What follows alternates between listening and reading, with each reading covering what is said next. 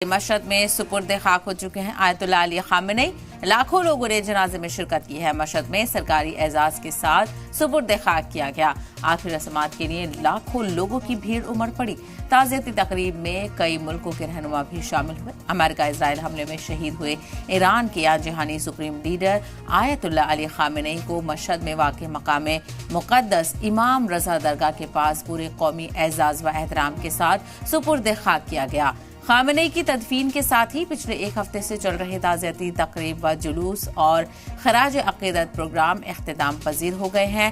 हालांकि इस दौरान उनके जानशीन बेटे मुश्तबा खामेनी नजर नहीं आए। आखिरी दीदार के लिए उमड़ी भारी भीड़ के सबब आखिरी रस्मात कई घंटों तक टालनी पड़ी।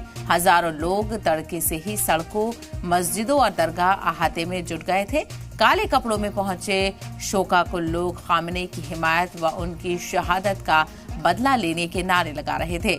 शदीद गर्मी के बीच अकीदतमंदों के लिए पानी और दीगर इंतजामात भी किए गए थे।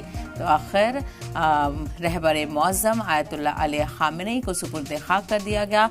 लाखों करोड़ों की तादाद में लोगों ने उन्हें आखिर सलाम और खराज अक़ीदत पेश किया। तस्वीरें गवाह हैं कि किस तरह से जन सैलाब उनके जनाजे के लिए उमड़ा हुआ था और उनकी तदफीन को थोड़ा टालना भी पड़ा क्योंकि ज़बरदस्त भीड़ थी। इसकी वजह से सुपुर्द खाक करने में थोड़ी देर भी देखने को मिली। तो ताज़ियती तकरीब में कई मुल्कों के रहनुमा भी शामिल हुए। पूरे 6 दिन तक सोग की फिजा देखने को मिली। अलग अलग शहरों में जाकर उनके जनाजे का जुलूस निकाला गया और जिससे कि तमाम लोग उन्हें खराज अक़ीदत पेश कर सकें।